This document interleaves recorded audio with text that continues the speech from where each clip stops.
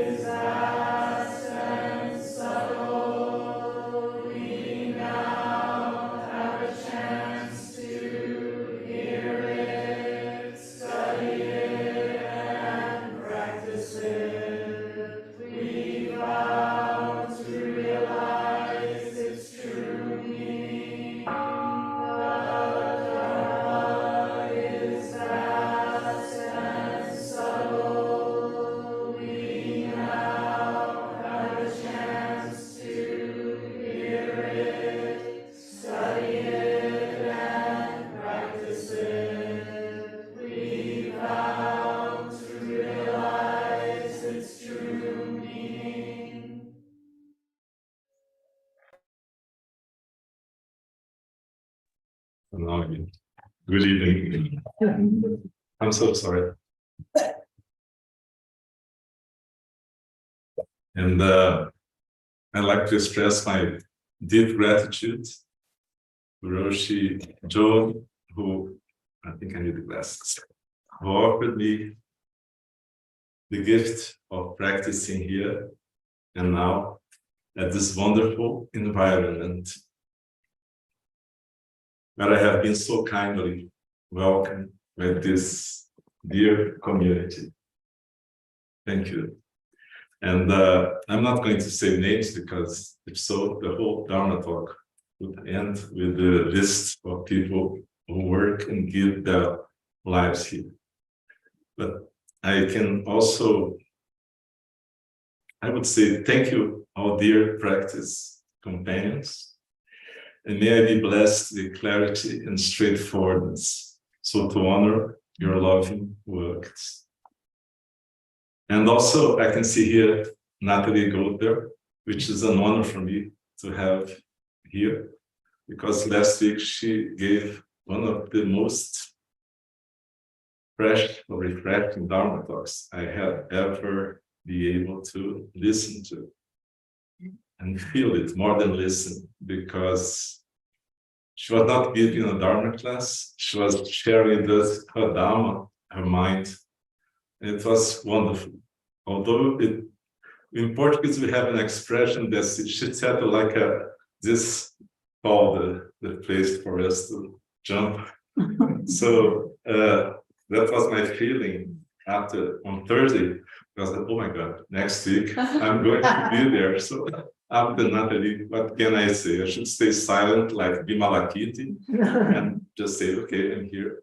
But Natalie, thank you so much. Yeah. And Bonnie, thank you for being here. She has the task of orienting my eyes for me not to strain around. Because I would love to look at each one here, but we have our friends there on our virtual Zendo. So she's going to make some gestures that are not part of the ritual, and I become very involved in what I'm saying. And also to our friends in the virtual Zendo, you can write her in our chat on YouTube, and she will read. And if there are questions or comments later, I hope I can honor time, and that there will be time for the people here to comment or ask anything. So I hope, but we are taught not to hope too much, so it's okay. And also, I want to apologize for my use of English. Natalie talked about English teachers. I hope there are no one here, but it's not my native language, and I wish I could speak to you in Portuguese, because Portuguese is my heart language. And it's not only a question of translation. I mean, it's not the same when you speak your language and when you speak another language, because the words may be translated like amor, love. But when I speak amor, I remember my mother, I remember my childhood. And when I speak love, it's like I remember American movies. It's not the same for me. See, that's not I'm criticizing, it's just the truth of the moment. I will never probably be or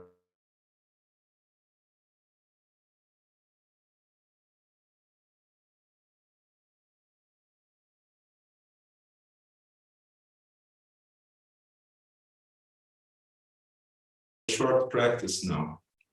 Of course, you're not obliged to make it or to take it as something that you have to do, but it will be interesting, I suppose. I have a small bell here, and I'll ring it one time to prompt us to close our eyes, and each one of us shall invite her or his ancestors to be here with us at this point of time and space. And doesn't matter whether they are alive or dead. I mean, everybody who is a kind of mentor is an ancestor for us. That's not necessarily a blood lineage. You know that because we recite our Buddhist lineage in this beautiful place in the liturgy. And it doesn't matter if you're considering them to be spirits or genetic memories or cultural imprints. I mean, you can be an atheist and you have cultural, you have in your culture all those ancestors and in your genetics. So it doesn't matter. But I would certainly invite us to recite to yourself, if you're in the Zendo, silently. If you're alone at home, please do it aloud. And you can recite all the lineage that you have. Oh, I have 2 minutes, so don't be too long. And after a short time, I'll ring the bell again for us to open our eyes. And one important thing is that if any emotion or reaction shows up when you visualize any of your ancestors, please do not analyze it, do not talk with yourself, just stay with that. Be the reaction it is. So don't choose the good ancestors, just let everything that comes be accepted here. And stay with it, and do not judge nor blame yourself nor the ancestor. And just go on. It will go on for 2 minutes, so don't worry. We won't have many emotional explosions, I suppose. And as I said, if you're not wanting to do it, it's okay. Just close your eyes and stay there with your breath and posture. Okay? So,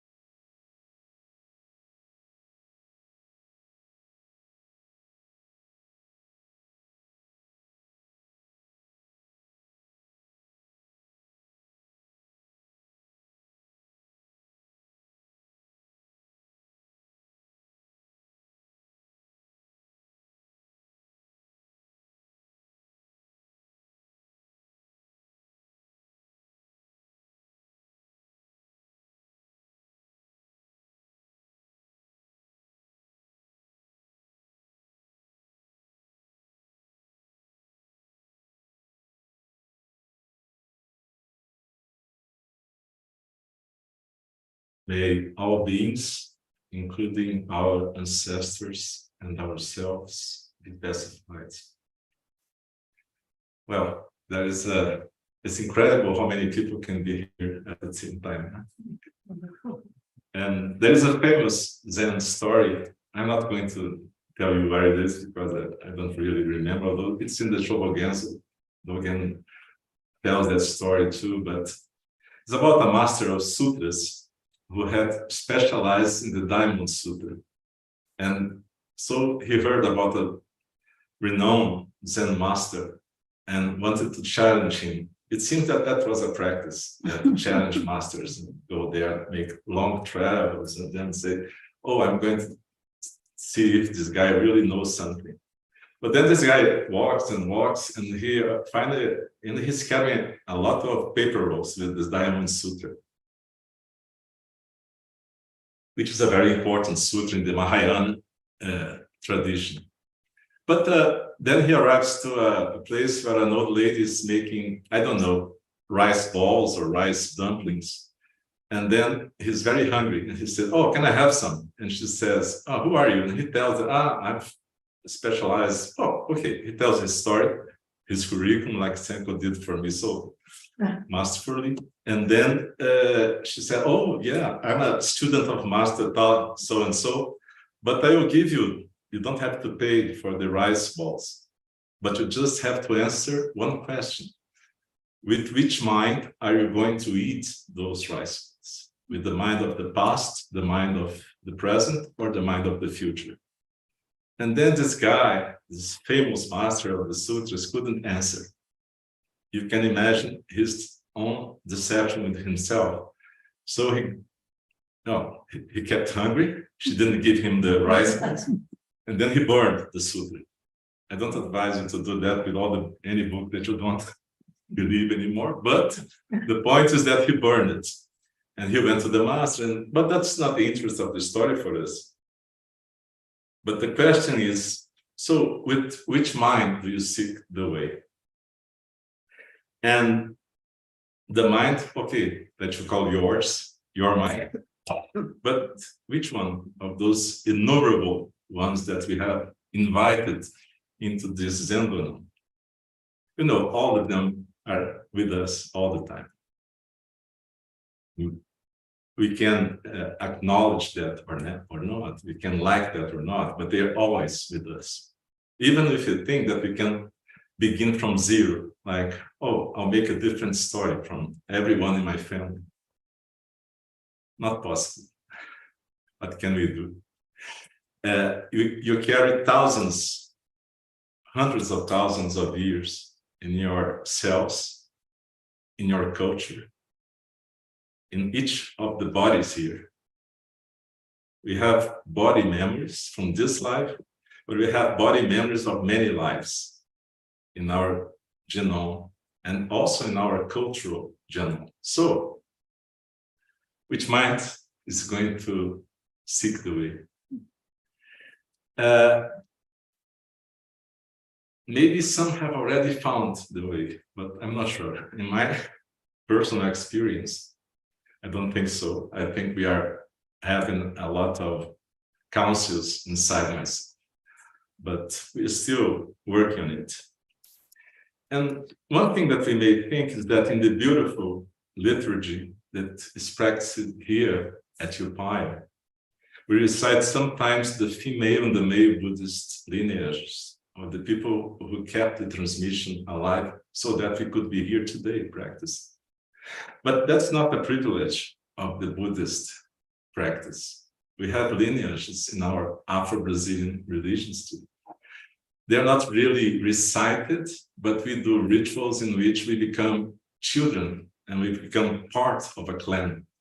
So today I'm using this as outside my clothing because this is a sort of identity card that I'm a son of Shango, who is the Orisha, the god of thunder. Not Thor, is Shango. He's from the Yoruba pantheon. And we call it Afro-Brazilian religion. Some people say cult, which really offends me sometimes when people say cults for native religions, because it's like they were less than the official colonizer religion, but they are really religions.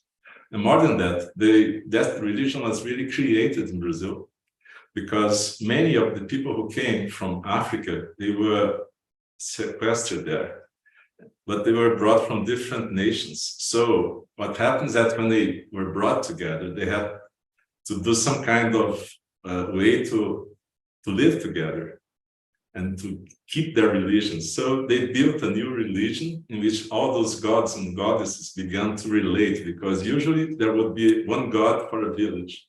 And then you had to make Shango, like my father.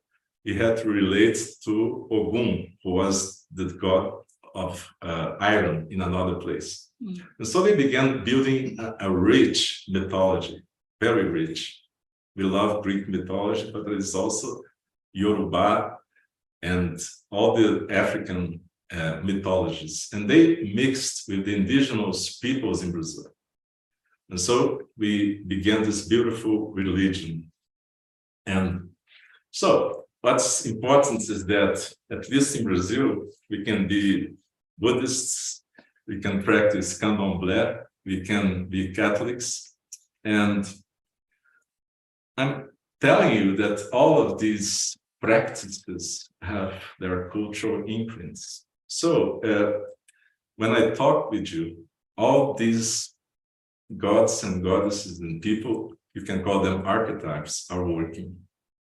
And I'm sure it works like that, like this with you, but some of us in the Northern Hemisphere have grown up without the notion of our lineages, spiritual lineages, and also our ancestry. It's part of the neoliberal thought that individuals make themselves by themselves, and that they have no history. They should part from their family, and they should like stand alone in the road and then make themselves successful. That's not the way it works in traditional, I don't like the word, but okay, in traditional cultures.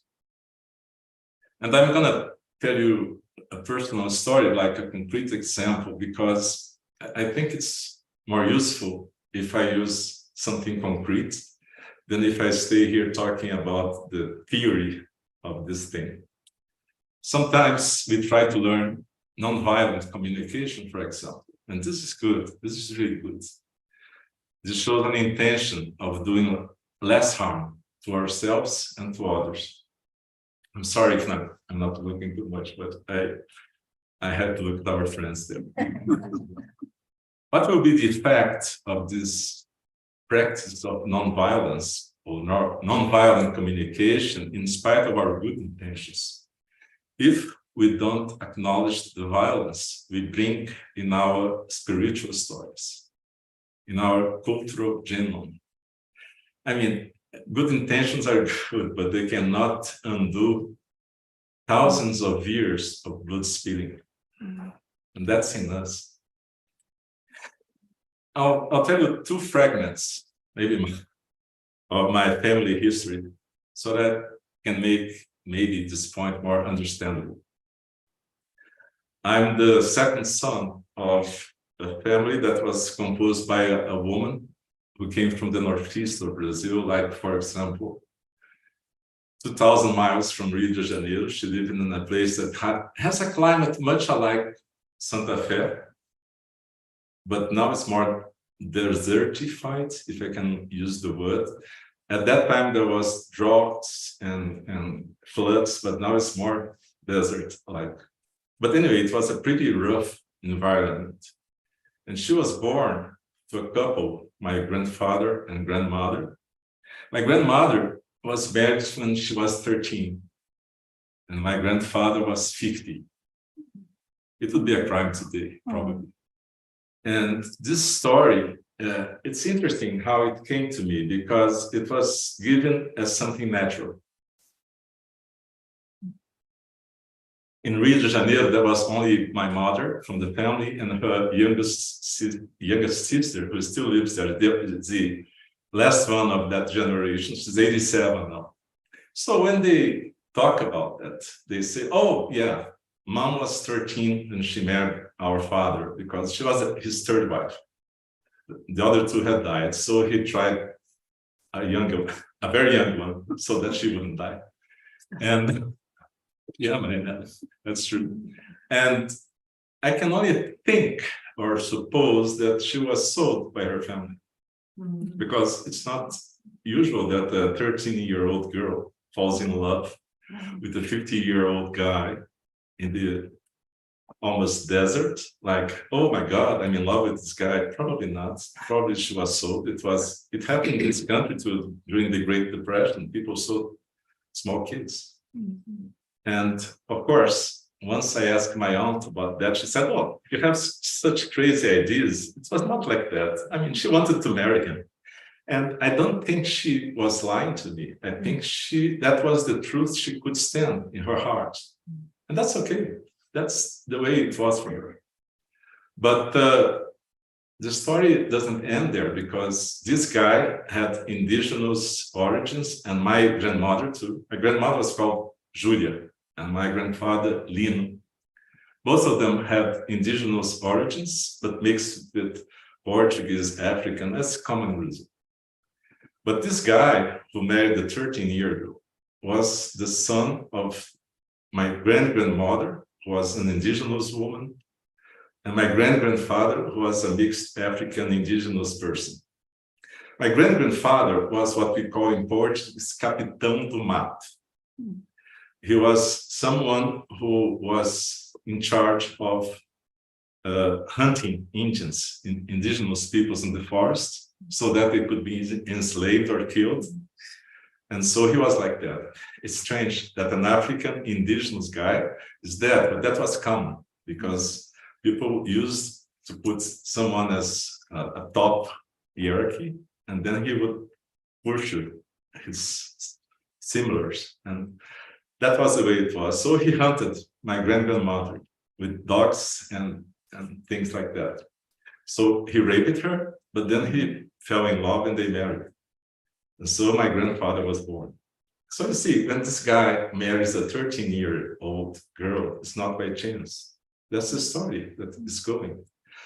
And this story, I was only able to understand or makes any sense of it when I was like 40 or 45 years old, because my mother wouldn't talk about that. And my aunt just talked because I pressed her.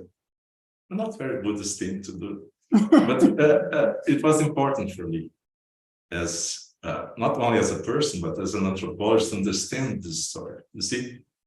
But this is to show you that there is a lot of blood, violence, rape, and just a question, should I hate my grandfather?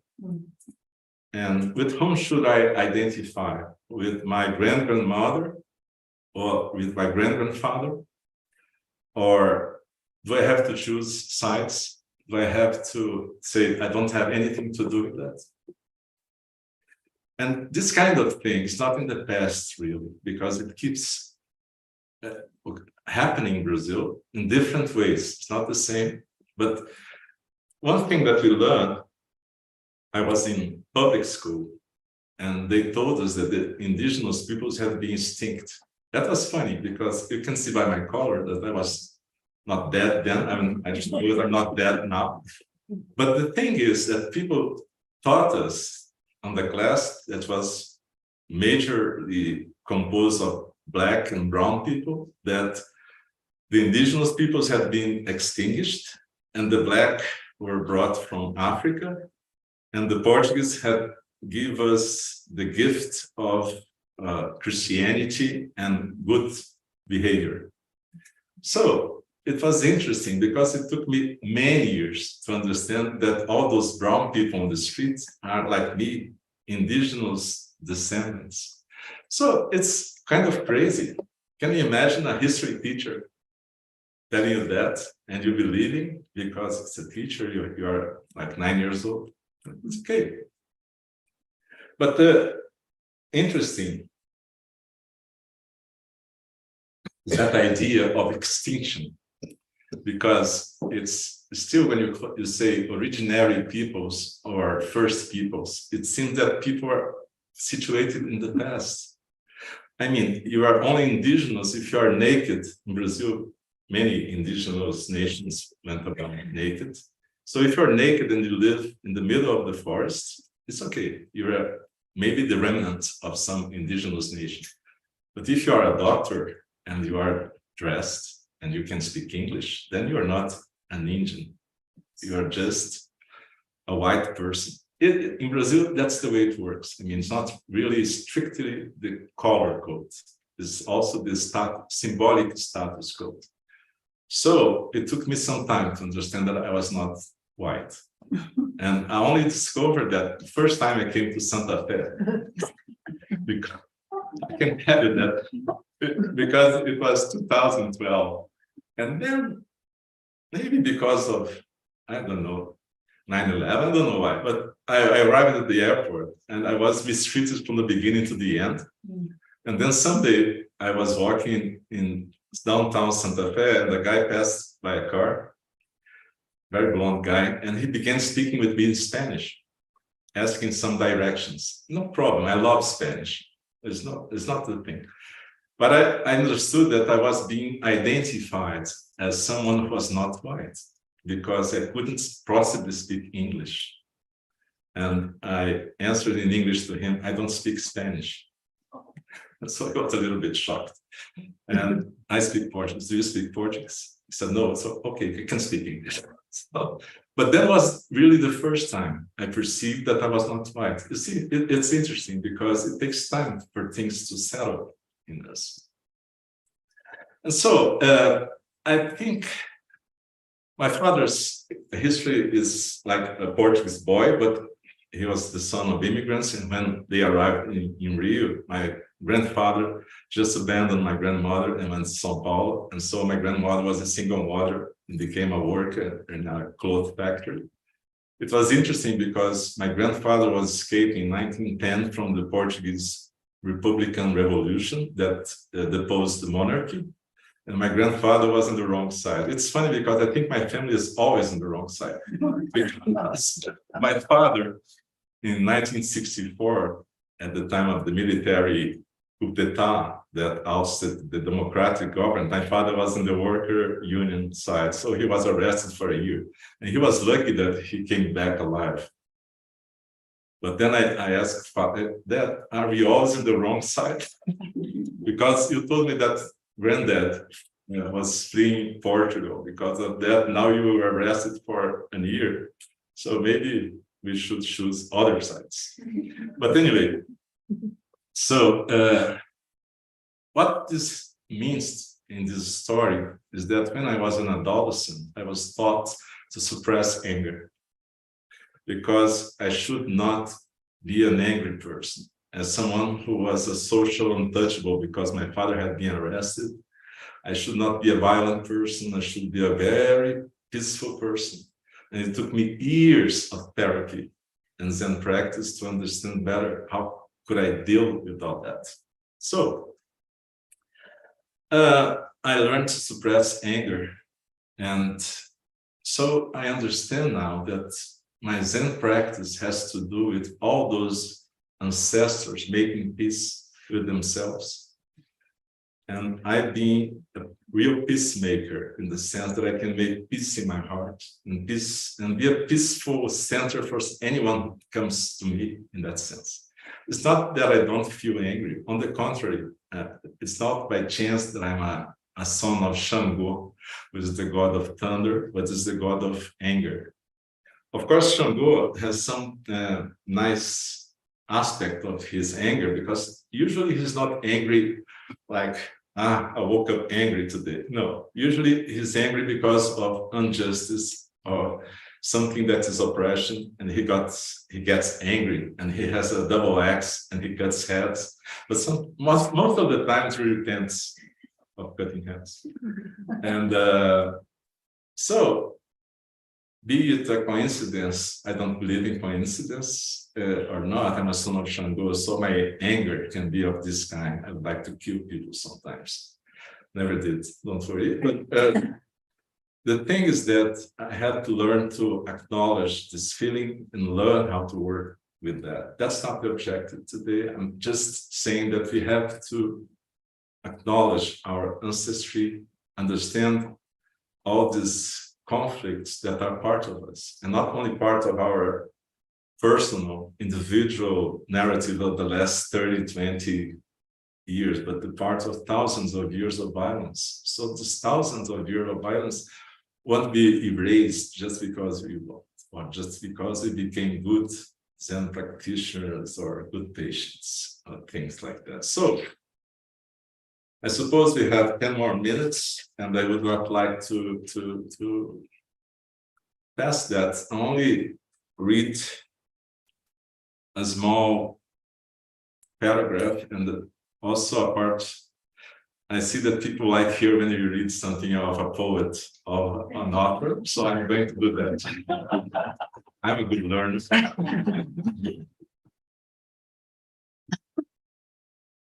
So anger management, this is not it. Anger management is not only a part of our practice, it is also a necessary part of healing our communities and societies so that we stop cultivating the violence and retribution seeking minds and can cultivate the loving care seeking minds. That's the way I call the way seeking mind. It's the loving care seeking mind. Loving care of ourselves, loving care of this world, be it in our small communities or in the larger ones. And one fragment of a very famous Brazilian writer, Clarice Lispector, who is really famous in Brazil. And I had the joy of finding two of her books yesterday in the Collected Works bookstore in Santa Fe. I went to that bookstore to have a chai and just sit there. And I saw, wow, Clarice Lispector. For us, she's an idol. And she was born in Hungary, but she lived since childhood in Brazil, and she's one of the best Brazilian writers. And there's just a small line.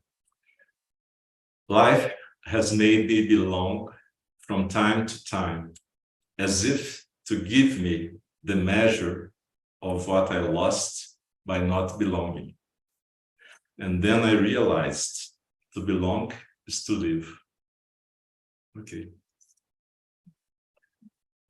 Thank you very much. So I think we are 6:22. It's okay to have some comments. I would like to break the protocol up again and ask my friend Marinella, who is here, to make a comment, because Marinella, I met her as a childhood friend from lunchtime. And she's a teacher in Southwestern University, and she's a person who works many of those things that I've been talking here. So I would ask you if I'm not abusing of saying some kind of thing. Thank you. My heart is really pounding here since I sat. And as I heard you tell all these stories, the heart kept beating harder and harder.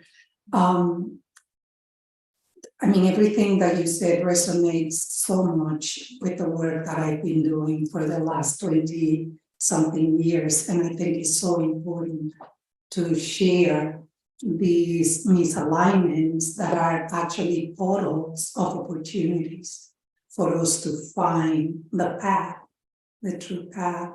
And I'm fascinated that you are intertwining anger here as one of the portals. But I have a question for you.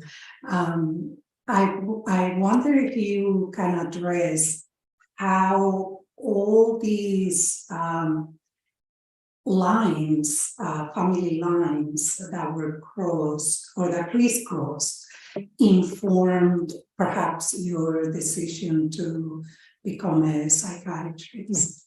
I don't want to, wow, that was a very directed question. No problem. It was a leading one, right? Yeah, it's a good question. Well, you asked If me. you're prepared for an hour more of talking. Roshi John always says that you have to speak a little less. But a little. I had a friend in Switzerland. I went there once for give a talk.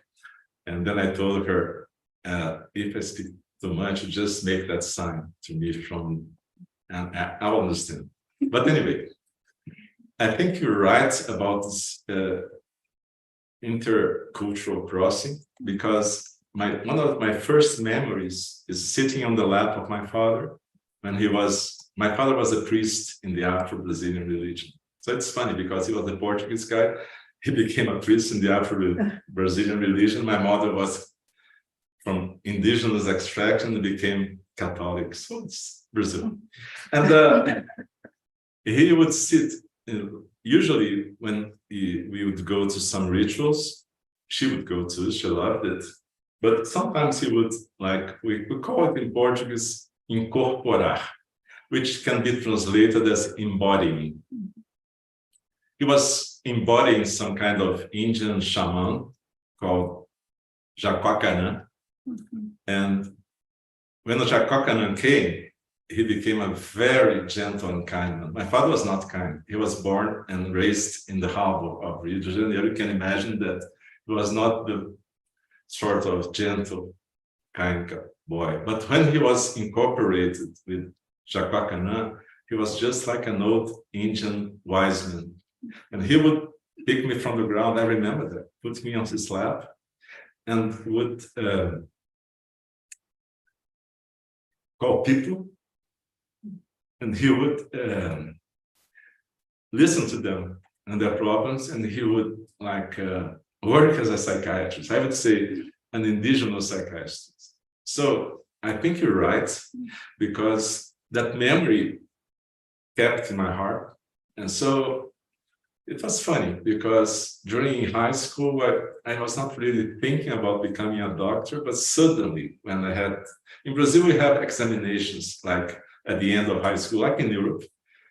So you have to do those to go to a university. We don't have college. So I entered medical school when I was 17.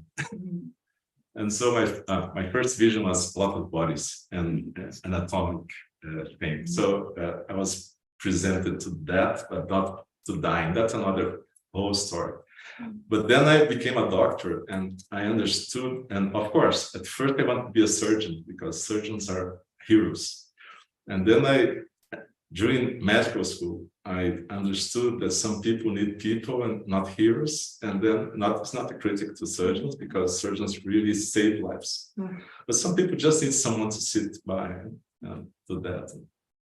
I was one thing that was part of it. I was afraid of hurting people as a surgeon because I was afraid of what I could do with a blade.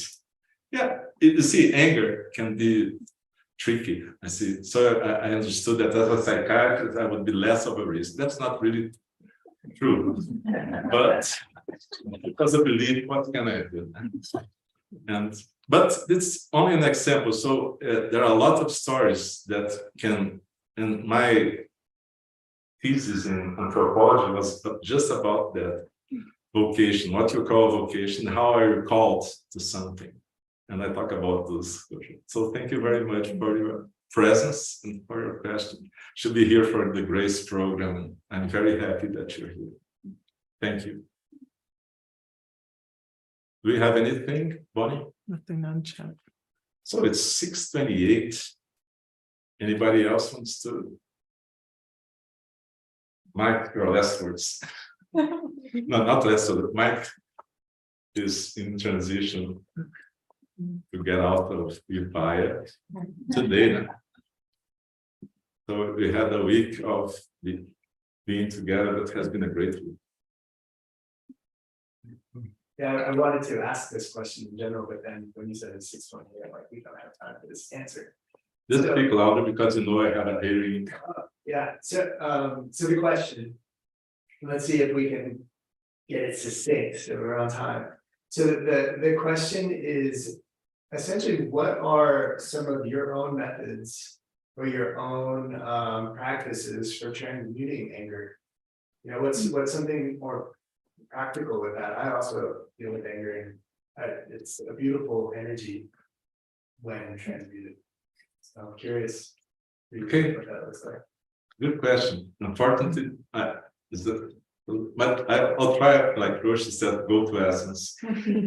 And one thing is to acknowledge the feeling.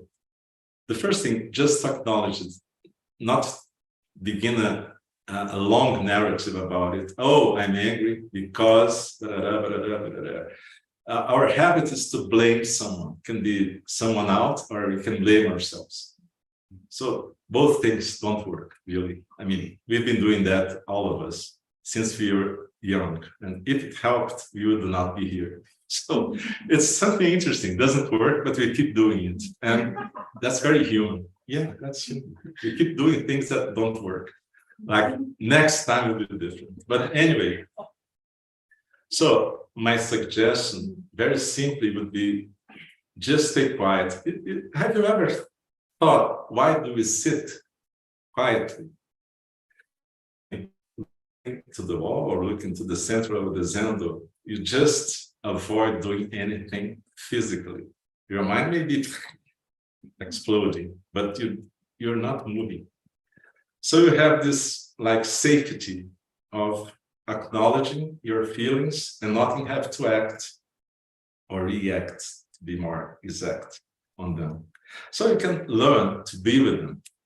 Of course, I'm talking about a Zen practice that is to be with something just quietly, breathing with it, and not analyzing it. I'm a specialist in psychoanalysis. So for me, it's rather difficult sometimes to do this kind of thing, just sit with the feeling and not be beginning a whole history. It's not that it's not important, but we have to know the difference. We have to, if we are practicing, we should acknowledge the feeling breathe with it, don't do anything. And use the first thing that Bernie Glassman Roshi said. You don't know really why you're in. You may think you know, but you don't know really. So please just live with it for a while. Then you sit, and then if you think that it's too unbearable, look for some mentor or guidance. Can be a teacher if you are in a Zen center. But sometimes you need real therapy. Westerners need a lot of therapy. Yeah, I'm part of it.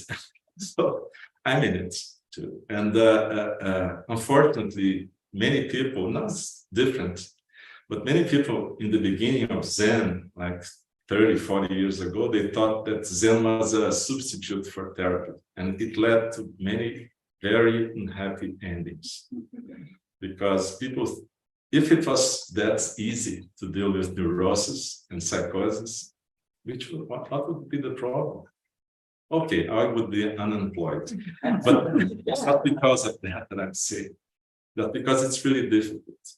And there is a very subtle thing that is to honor what you're feeling, to honor your history, to understand and honor your ancestry, but to not cultivate victimization is different, but it can be tricky. Because, and it can give way to hate when you are, for example, from some, like us, indigenous origins, then you can look at people who are of a white situation and think, oh, those people are bad. Those people make my life terrible. Or Jair Bolsonaro, our last president, he was really terrible. And the worst thing he made was to make us hate him, because we became haters. So we forgot our basic loving kindness nature. That's not to say that he was a good guy. We should. I mean, people can be forgiven, but their actions they have to answer. There has to be responsibility. But to make someone be responsible does not mean to blame him for being a bad person. Usually it's interesting. We must work with the people we don't like. You see, if I met my great-grandfather and knew that he had raped my great-grandmother at that time, and I was not his descendant, probably I think he was a monster. And probably I would like to see him in jail or killed, and I would not be here. So it's very complicated, really. And there is no easy answer, but I think you, Mike, are in the way. You have the way seeking mind. Thank you. One quick question. Okay, just speak. I'll just tell you. So one of our local Sangha members is wondering if you've written or published anything on making peace with your ancestors. It's about, if you understood, you're asking, she's asking if I wrote. If you've written anything on this. Yeah, I wrote a book that is being published when I go back to Brazil. It's now in the graphic. It's called, in Portuguese, O Encontro, the encounter. But it's in Portuguese. So if you don't read Portuguese, I suppose it will be difficult. Although it's not impossible to try to learn Portuguese. But no. If you speak Spanish, for example, many people here have some notion of Spanish in the United States. And if you speak Spanish, it's not so difficult to read Portuguese. To speak is a bit different, but to read Portuguese, if you know Spanish or Italian, for example, cannot be so difficult. And it will be an exercise. I'm really touched by the idea that someone might read my book in Portuguese. I gave Roshi my 2 previous books in Portuguese for her to keep at Upaya's library. So if you want to try, give a try to Portuguese, it's a beautiful language. And it's interesting to say it's a beautiful language because Portuguese is the language of the colonizer. But you see, it's this contradiction that makes us alive because I never learned the language of my ancestors in Brazil. So what can I do? And I think Portuguese is a beautiful language, although the things the Portuguese did in Brazil were not beautiful. But you have to remember that Portugal was a place of many wars during the Middle Ages and the Antiquity. So there were Celtics, Romans, Visigoths, Moors, a lot of blood being spilled. So when these people invaded Brazil, they just knew violence. So there's no way to just say, oh, the indigenous peoples were all good. It's not true. Our peoples killed themselves. So it's not so easy to choose sides and say, oh, these guys are bad, these guys are good. Life.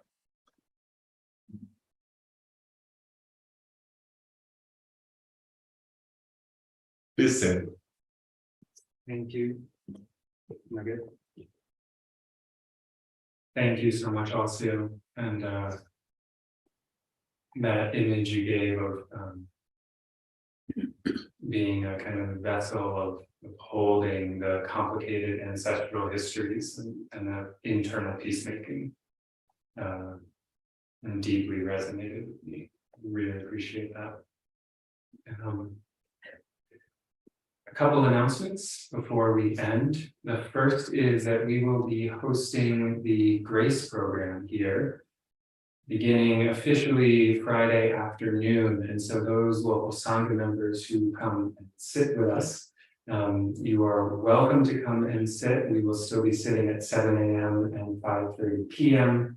The Zendo will be a little bit more full. We will not be doing liturgy in the morning, but we will be doing our 25 minutes of sitting, 10 minutes of probably stretching in place, or doing some walking in the sunroom, 25 minutes of sitting. Next week's Dharma Talk is with Ben Connolly, and it will be online. So you're welcome to come sit with us in Zendo. We will be watching a TV instead of Alcio.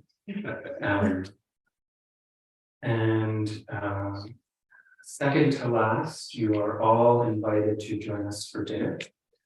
So if you'd like to have dinner with us, as soon as you leave, you can take a left and head to the front door of Upaya to River House, enter there, and we'll gather around the table for the meal prayer. And the last is a request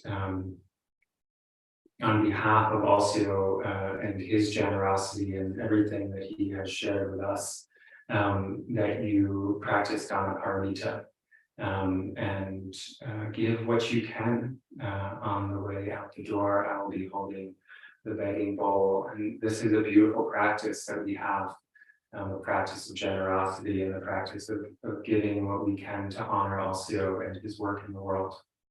And if you would now, thanks to Sensei Kodo, if you would like to donate using a mobile device, we have QR codes for various Venmo and other online pay applications. And they're posted right on the bulletin board outside the Zendo. Thank you so much. Thank you so much, Alcio. And we'll close with the 4 vows. Thank you for reminding me. Delusions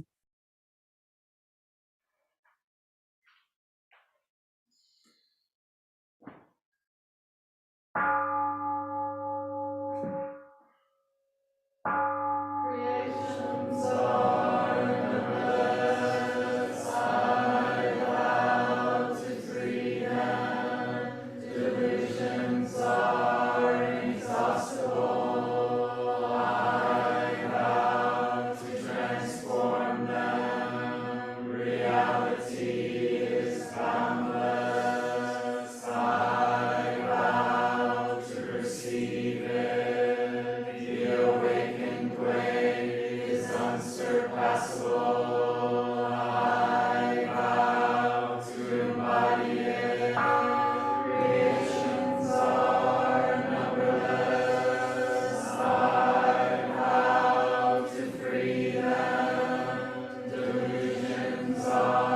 inexhaustible.